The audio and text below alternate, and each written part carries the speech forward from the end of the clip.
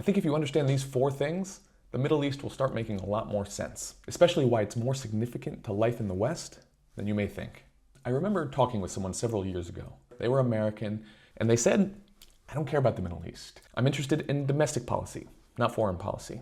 I didn't know how to explain to them that foreign policy and domestic policy are not two separate things. They're part of the same system.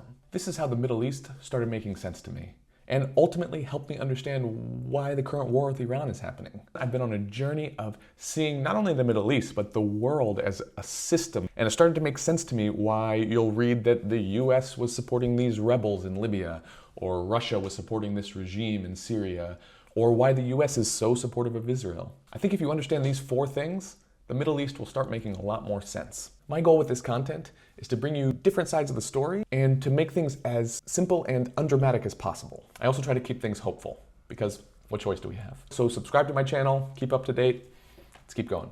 Maybe you saw this show on Netflix, Connected, The Hidden Science of Everything. And this is going to connect to the Middle East in just a second. There was this episode about how dust from the Saharan desert impacts everything from marine life across the world to fertilization in the rainforest and even the strength and frequency of hurricanes. And this happens because the world exists as part of an ecosystem where changes in the Sahara Desert can impact things all the way across the world.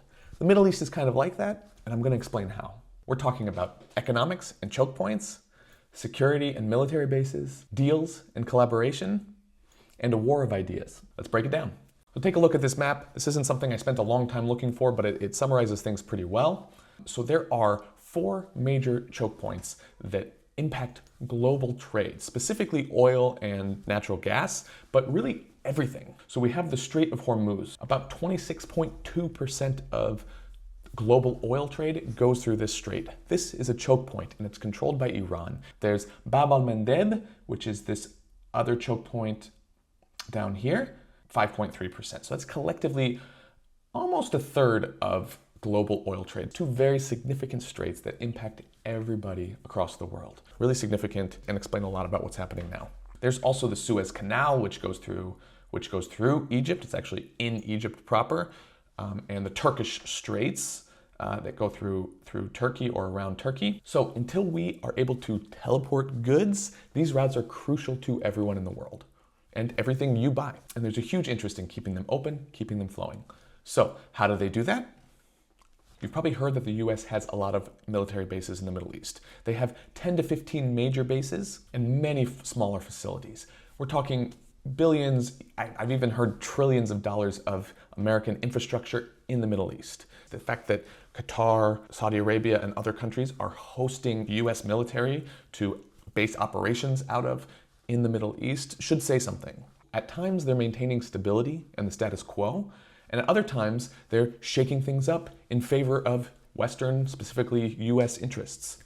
And that's how this works, through these bases, through military presence, and through, number three, which I'm about to get to, deals. The US and plenty of other countries identify imperfect partners in other regions that have enough aligned interests that they can collaborate on certain things, and then they push against each other in other ways.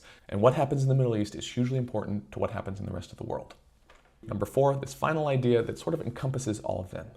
We are in a war of ideas. I don't think I can emphasize quite enough just how different worldviews can be, how someone approaches the world, how someone engages with others and the world around them, how different that can be based on your location, your upbringing, your culture, your religion. I live in the Middle East. I come from Kansas.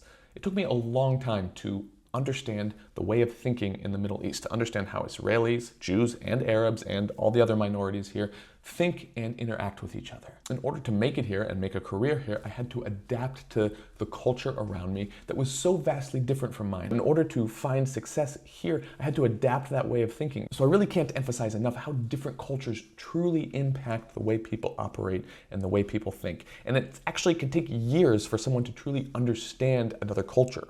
There's a world where there's diversity, there's different ideas that exist under the same umbrella of freedom and openness, and we grow and we learn and we grow from each other. It doesn't have to be a war of ideas. That's the ideal of Western values. Freedom is protected, multiculturalism is allowed to flourish, and we can all learn and benefit from the cross-pollination of ideas. We engage with each other, we learn, and we grow together. That's the idea. That's Western values. That's what, in theory, the US is seeking to protect. Now, it doesn't always look that way. Yes, I've read the Epstein files. Yes, I'm incredibly leery of the military-industrial complex. I understand that just because we state that these are Western values does not make that actually so.